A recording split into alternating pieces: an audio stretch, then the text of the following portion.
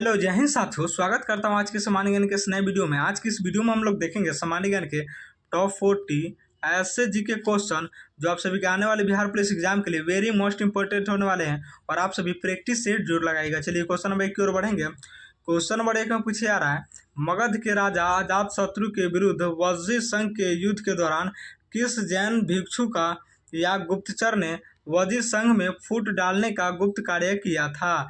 मगध के राजा अजातशत्रु के विरुद्ध वज्जी संघ के युद्ध के दौरान किस जैन भिक्षु या गुप्तचर ने वज्जी संघ में फूट डालने का गुप्त कार्य किया था। फज्जू वज्जी संघ में फूट डालने का कार्य किसने किया था? तो याद रखना आप सभी को, वास्कार ने किया था।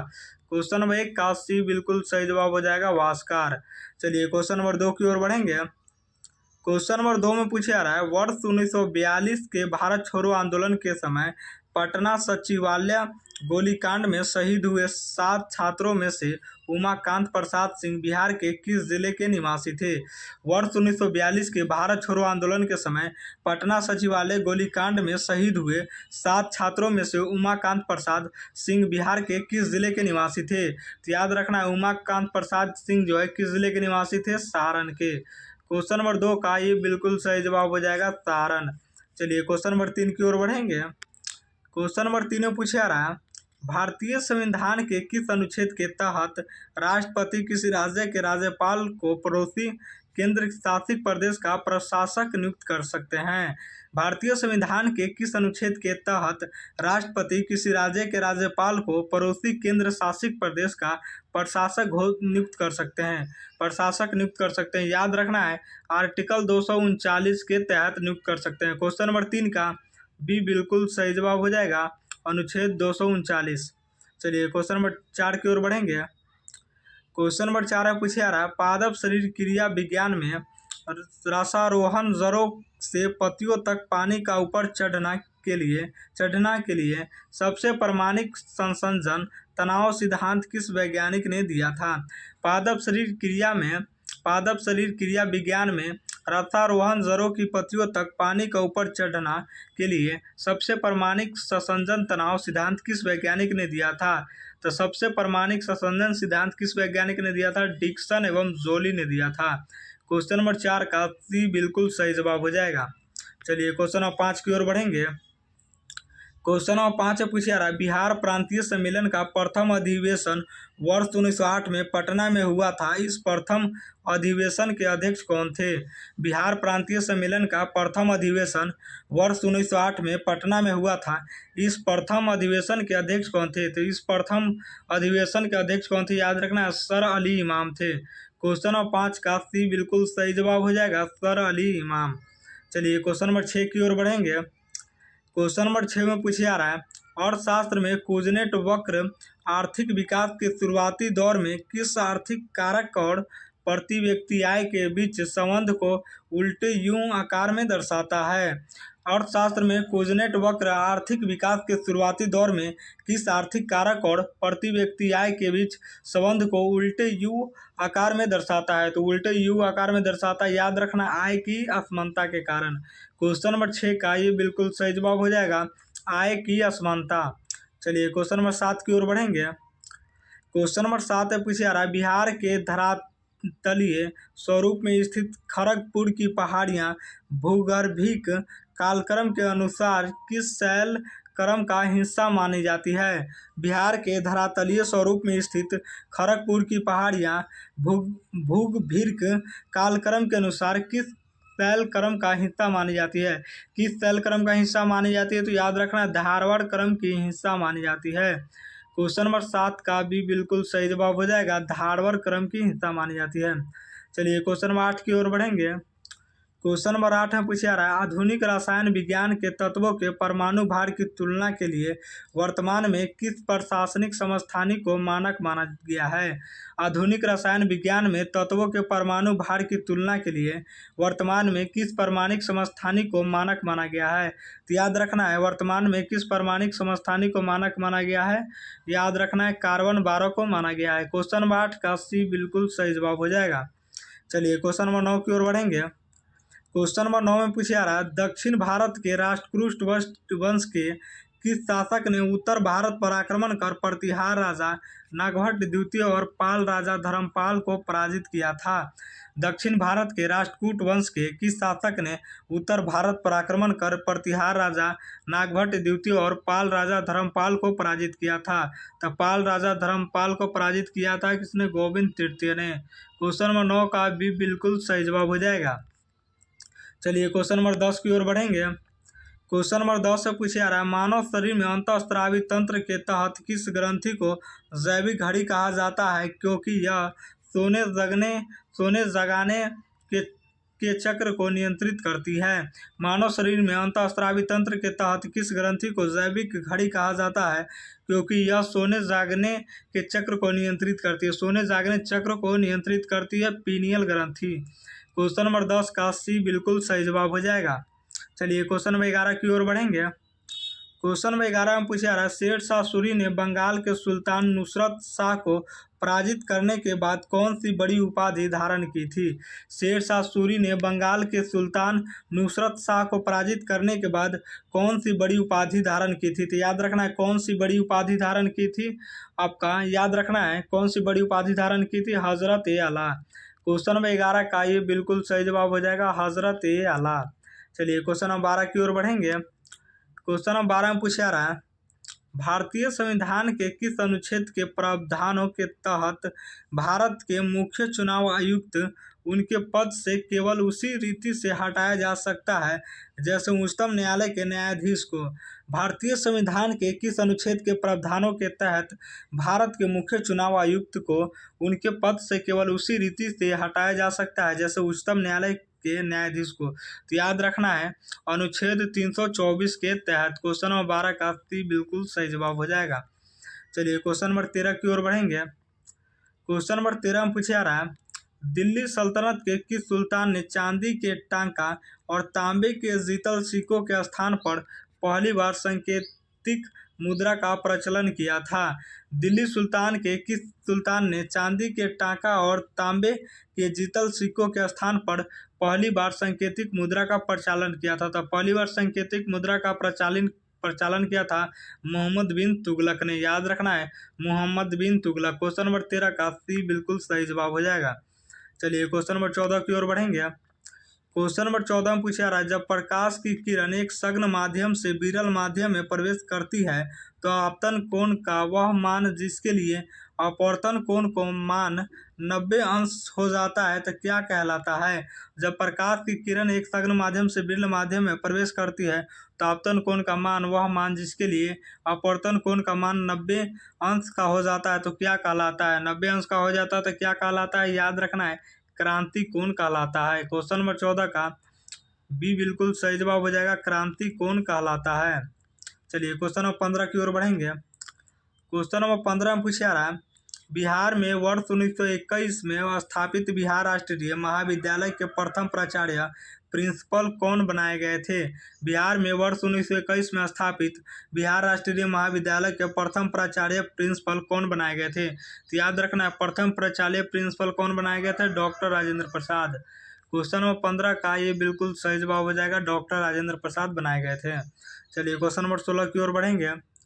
क्वेश्चन नंबर 16 में पूछा जा रहा है, प्रसिद्ध मुगल शासक जहांगीर ने किस सिख गुरु को ग्वालियर के किले में 2 वर्ष तक कैद करके रखा था? प्रसिद्ध मुगल शासक जहांगीर ने किस सिख गुरु को ग्वालियर के किले में 2 वर्ष तक कैद करके रखा था? तो याद रखना है 2 वर्ष तक कैद करके रखा था, गुरु हरगोविंद सिंह को कैद करके रखा था। क्वेश्चन नंबर 16 का भी बिल्कुल सही जवाब हो जाएगा। चलिए क्वेश्चन नंबर 17 की ओर बढ़ेंगे। क्वेश्चन नंबर 17 में पूछा जा रहा है, भारतीय संविधान का कौन सा अनुच्छेद यह प्रावधान करता है कि राज्य 6 से 14 वर्ष तक की आयु के सभी बच्चों को निःशुल्क और अनिवार्य शिक्षा प्रदान करेगा? भारतीय संविधान का कौन सा अनुच्छेद यह प्रावधान करता है कि राज्य से 6 से 14 वर्ष तक की आयु के सभी बच्चों को निःशुल्क और अनिवार्य शिक्षा प्रदान करेगा? तो याद रखना है आर्टिकल 21 के तहत बताया गया है। क्वेश्चन नंबर 17 का भी बिल्कुल सही जवाब हो जाएगा, अनुच्छेद 21 के तहत। चलिए क्वेश्चन नंबर 18 की ओर बढ़ेंगे। क्वेश्चन नंबर 18 में पूछा जा रहा है, जैव विकास के संदर्भ में म्यूटेशन उत्परिवर्तन का सिद्धांत किस वैज्ञानिक ने दिया था जो आकस्मिक परिवर्तनों पर आधारित है। जैव विकास के संदर्भ में म्यूटेशन उत्परिवर्तन का सिद्धांत किस वैज्ञानिक ने दिया था जो आकस्मिक परिवर्तनों पर आधारित है? जो आकस्मिक परिवर्तनों पर आधारित है, तो याद रखना है किस वैज्ञानिक ने दिया था? हुगो डी विर्ट्ज ने दिया था। क्वेश्चन नंबर 18 का सी बिल्कुल सही जवाब हो जाएगा, हुगो डी विर्ट्ज। चलिए क्वेश्चन नंबर 19 की ओर बढ़ेंगे।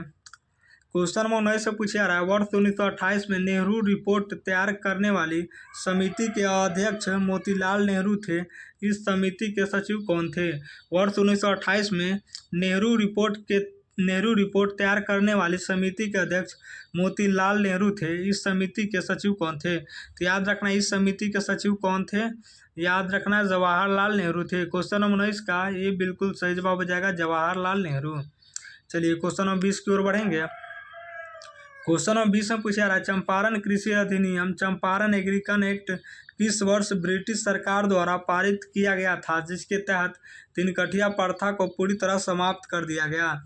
चंपारण कृषि अधिनियम चंपारण एग्रीकन एक्ट किस वर्ष ब्रिटिश सरकार द्वारा पारित किया गया था, जिसके तहत तिनकठिया प्रथा को पूरी तरह समाप्त कर दिया गया था? याद रखना तिनकठिया प्रथा को पूरी तरह समाप्त किया गया था 1918 में। क्वेश्चन नंबर 20 का बी बिल्कुल सही जवाब हो जाएगा, 1918। चलिए क्वेश्चन नंबर 21 की ओर बढ़ेंगे। क्वेश्चन नंबर 21 से पूछा जा रहा है, पृथ्वी के वायुमंडल की किस परत में ऊंचाई बढ़ने के साथ तापमान में अचानक तीव्र वृद्धि होने लगती है, जिसे बढ़ा वायुमंडल भी कहते हैं? पृथ्वी के वायुमंडल की किस परत में ऊंचाई बढ़ने के साथ तापमान में अचानक तीव्र वृद्धि होने लगती है, जिसे ब्रह्मा वायुमंडल भी कहते हैं, जिसे बढ़ा वायुमंडल भी कहते हैं? तो याद रखना जिसे बढ़ा वायुमंडल भी कहते हैं आयन मंडल को। क्वेश्चन नंबर 21 का सी बिल्कुल सही जवाब हो जाएगा, तापमान में अचानक तीव्र वृद्धि होने लगती है, जिसे बढ़ा वायुमंडल भी कहते हैं। तो आयन मंडल को बढ़ा वायुमंडल भी कहते हैं।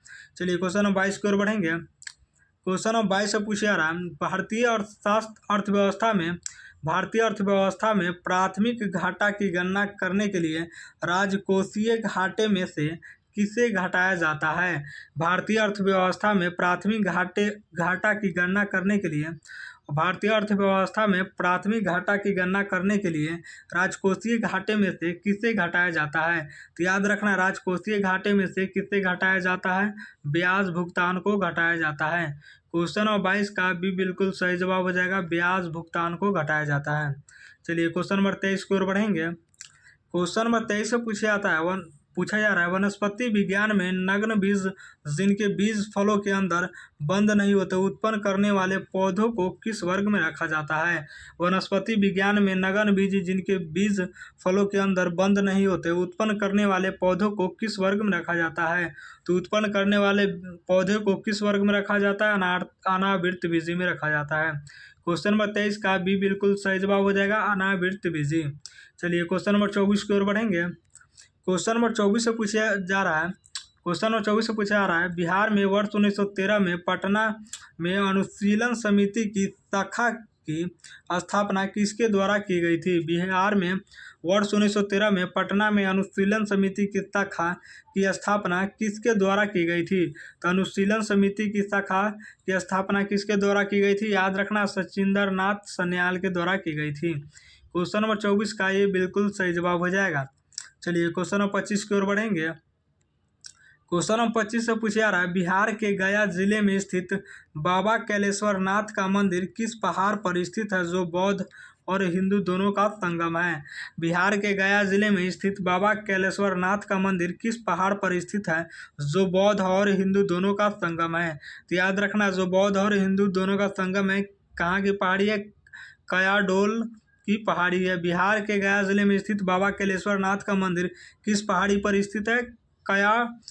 कौवाडोल पहाड़ी पर स्थित है। कौवाडोल पहाड़ी पर कैलेश्वर नाथ मंदिर स्थित है। क्वेश्चन नंबर 25 का सी बिल्कुल सही जवाब हो जाएगा। चलिए क्वेश्चन नंबर 26 की ओर बढ़ेंगे। क्वेश्चन नंबर 26 में पूछा जा रहा है, भारतीय संविधान के अनुसार यदि लोकसभा का अध्यक्ष और उपाध्यक्ष दोनों का पद रिक्त हो तो सदन की बैठक की अध्यक्षता कौन करता है? भारतीय संविधान के अनुसार यदि लोकसभा का अध्यक्ष और उपाध्यक्ष दोनों का पद रिक्त हो तो सदन की बैठक की अध्यक्षता कौन करता है? तो याद रखना है, हो तो सदन की बैठक की अध्यक्षता कौन करता है? याद रखना है, लोकसभा के स्थापतियों के पैनल का कोई सदस्य। लोकसभा के स्थापतियों के पैनल का कोई सदस्य। क्वेश्चन नंबर 26 का सी बिल्कुल सही जवाब हो जाएगा। चलिए क्वेश्चन नंबर 27 की ओर बढ़ेंगे। क्वेश्चन नंबर 27 से पूछा जा रहा है, रसायनों के राजा कहे जाने वाले सल्फ्यूरिक अम्ल का औद्योगिक पैमाने पर निर्माण करने के लिए किस आधुनिक विधि का उपयोग किया जाता है? रसायनों के राजा कहे जाने वाले सल्फ्यूरिक अम्ल का औद्योगिक पैमाने पर निर्माण करने के लिए किस आधुनिक विधि का उपयोग किया जाता है? किस आधुनिक विधि का उपयोग किया जाता है? याद रखना है आप सभी को, संस्पर्श विधि का उपयोग किया जाता है। क्वेश्चन नंबर 27 का ये बिल्कुल सही जवाब हो जाएगा, संस्पर्श विधि का उपयोग किया जाता है। चलिए क्वेश्चन नंबर 28 की ओर बढ़ेंगे। क्वेश्चन नंबर 28 से पूछा जा रहा है, बिहार के रोहतास पठार में स्थित धुआंकांड जलप्राप्त किस नदी के पानी के गिराने से बनता है? बिहार के रोहतास पठार में स्थित धुआंकुंड जलप्राप्त किस नदी के पानी के गिराने से बनता है? तो धुआंकुंड जलप्राप्त किस नदी के पानी के गिराने से बनता है? याद रखना आप सभी को, काव नदी को के पानी को गिराने से बनता है। क्वेश्चन नंबर 28 का बी बिल्कुल सही जवाब हो जाएगा, काव नदी। चलिए क्वेश्चन नंबर 29 की ओर बढ़ेंगे। क्वेश्चन नंबर 29 से पूछा जा रहा है, महात्मा गांधी ने वर्ष 1918 में गुजरात के खेरा में किसान आंदोलन की शुरुआत किस मुख्य रूप से किस कारण से की थी? महात्मा गांधी ने वर्ष 1918 में गुजरात के खेरा में किसान आंदोलन की शुरुआत मुख्य रूप से किस कारण से की थी?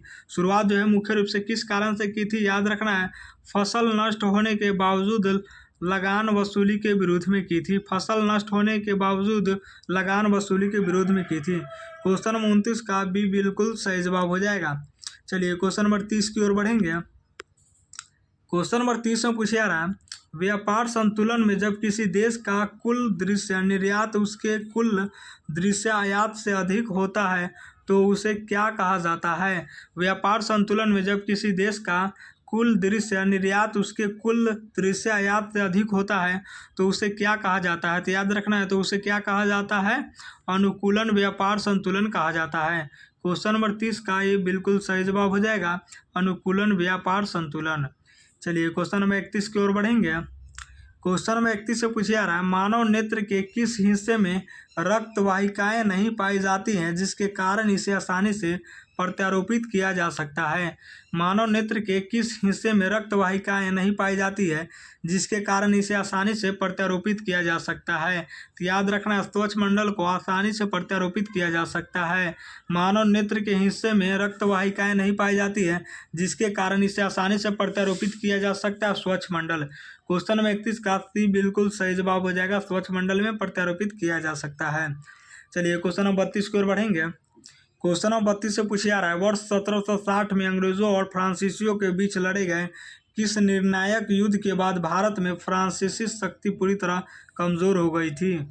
वर्ष 1760 में अंग्रेजों और फ्रांसीसियों के बीच लड़े गए किस निर्णायक युद्ध के बाद भारत में फ्रांसीसी शक्ति पूरी तरह कमजोर हो गई थी? तो याद रखना है, वांडी वास के युद्ध के बाद जो है फ्रांसीसी शक्ति पूरी तरह कमजोर हो गई थी। क्वेश्चन नंबर 32 का सी बिल्कुल सही जवाब हो जाएगा, वांडीवास का युद्ध के बाद फ्रांसीसी शक्ति पूरी तरह कमजोर हो गई थी। चलिए क्वेश्चन नंबर 33 की ओर बढ़ेंगे। क्वेश्चन नंबर 33 से पूछा जा रहा, प्राचीन भारत के किस राजवंश के राजाओं ने देवपुत्र की उपाधि धारण की थी और उनके सिक्कों पर राजा को वेदी पर आहुति देते हुए दिखाया गया था? प्राचीन भारत के किस राजवंश के राजाओं ने देवपुत्र की उपाधि धारण की थी और उनके सिक्कों पर राजा को वेदी पर आहुति देते हुए दिखाया गया था? तो क्वेश्चन नंबर 33 का सी बिल्कुल सही जवाब हो जाएगा, कुषाण वंश। क्वेश्चन नंबर 33 का सी बिल्कुल सही जवाब हो जाएगा, कुषाण वंश। चलिए क्वेश्चन नंबर 34 की ओर बढ़ेंगे। क्वेश्चन नंबर 34 में पूछा जा रहा है, भारतीय संविधान के किस अनुच्छेद के तहत संसद को यह शक्ति प्राप्त है कि वह 2 या 2 से अधिक राज्यों के लिए एक ही उच्च न्यायालय स्थापित कर सकती है? भारतीय संविधान के किस अनुच्छेद के तहत संसद को यह शक्ति प्राप्त है कि वह 2 या 2 से अधिक राज्यों के लिए एक ही उच्च न्यायालय स्थापित कर सकती है? तो याद रखना है, एक ही उच्च न्यायालय स्थापित कर सकती है अनुच्छेद 231 के तहत। क्वेश्चन नंबर 34 का सी बिल्कुल सही जवाब हो जाएगा। चलिए क्वेश्चन नंबर 35 की ओर बढ़ेंगे। क्वेश्चन नंबर 35 से पूछा जा रहा है, मानव रक्त का पीएच मान लगभग 7.4 होता है। यह रक्त की किस प्रकृति को प्रदर्शित करता है? मानव रक्त का पीएच मान लगभग 7.4 होता है। यह रक्त की किस प्रकृति को प्रदर्शित करता है? तो यह रक्त के किस प्रकृति को प्रदर्शित करता है? तो हल्का क्षारीय को प्रदर्शित करता है। क्वेश्चन नंबर 35 का सी बिल्कुल सही जवाब हो जाएगा। चलिए क्वेश्चन नंबर 36 की ओर बढ़ेंगे।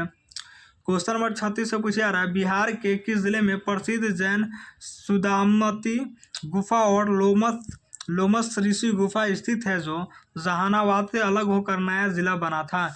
बिहार के किस जिले में प्रसिद्ध जैन सुदामती गुफा और लोमस ऋषि गुफा स्थित है, जो जहानाबाद से अलग होकर नया जिला बना था? जो स्थित है जहानाबाद से अलग होकर नया जिला बना था, तो याद रखना है अरवल जो है जहानाबाद से अलग होकर नया जिला बना था। क्वेश्चन नंबर 36 का ये बिल्कुल सही जवाब हो जाएगा। चलिए क्वेश्चन नंबर 37 की ओर बढ़ेंगे। क्वेश्चन नंबर 37 से पूछा जा रहा है, सिंधु घाटी सभ्यता का प्रसिद्ध स्थल रोपर वर्तमान में पंजाब राज्य में किस नदी के बाएं तट पर स्थित है? सिंधु घाटी सभ्यता का प्रसिद्ध स्थल रोपर वर्तमान में पंजाब राज्य में किस नदी के बाएं तट पर स्थित है? तो याद रखना है, पंजाब राज्य में किस नदी के बाएं तट पर स्थित है? याद रखना, सतलुज नदी पर स्थित है। क्वेश्चन नंबर 37 का सी बिल्कुल सही जवाब हो जाएगा। चलिए क्वेश्चन नंबर 38 की ओर बढ़ेंगे। क्वेश्चन नंबर 38 से पूछा जा रहा है, भारतीय रिजर्व बैंक द्वारा जब बाजार में मुद्रा की आपूर्ति को कम करना होता है तो वह खुले बाजार की क्रियाओं के तहत क्या कदम उठाता है? भारतीय रिजर्व बैंक द्वारा जब बाजार में मुद्रा की आपूर्ति को कम करना होता है तो वह खुले बाजार की क्रियाओं के तहत क्या कदम उठाता है? तो वह खुले बाजार की क्रियाओं के तहत क्या कदम उठाता है? तो आपको याद रखना है, सरकारी प्रतिभूतियों का विक्रय करता है। क्वेश्चन नंबर 38 का ये बिल्कुल सही जवाब हो जाएगा, सरकारी प्रतिभूतियों का विक्रय करता है। चलिए क्वेश्चन नंबर 39 की ओर बढ़ेंगे। क्वेश्चन नंबर 39 से पूछा जा रहा है, नाभिकीय रिएक्टर में भारी जल का उपयोग मंदक के रूप में किया जाता है। इस भारी जल D2O का परमाणु भार कितना होता है? परमाणु भार जो है कितना होता है? नाभिकीय रिएक्टर में भारी जल का उपयोग मंदक के रूप में किया जाता है। इस भारी जल D2O का परमाणु भार कितना होता है? तो इस भारी जल D2O का परमाणु भार कितना होता है? तो याद रखना आप सभी को 20 होता है। क्वेश्चन नंबर 39 का बी बिल्कुल सही जवाब हो जाएगा, 20। चलिए क्वेश्चन नंबर 40 की ओर बढ़ेंगे। क्वेश्चन नंबर 40 से पूछा जा रहा है, बिहार के किस जिले में स्थित संजय गांधी जैविक उद्यान देश में गैंडा प्रजनन के क्षेत्र में उत्कृष्ट स्थान रखता है? बिहार के किस जिले में स्थित संजय गांधी जैविक उद्यान देश में गैंडा प्रजनन के क्षेत्र में उत्कृष्ट स्थान रखता है? क्वेश्चन नंबर 40 का आपका सी बिल्कुल सही जवाब हो जाएगा, पटना। बिहार के किस जिले में स्थित संजय गांधी जैविक उद्यान देश में गैंडा प्रजनन के क्षेत्र में उत्कृष्ट स्थान रखता है? तो क्वेश्चन नंबर 40 का सी बिल्कुल सही जवाब हो जाएगा, पटना। और 40 में से आप सभी का कितना सही हुआ कमेंट जरूर कीजिएगा।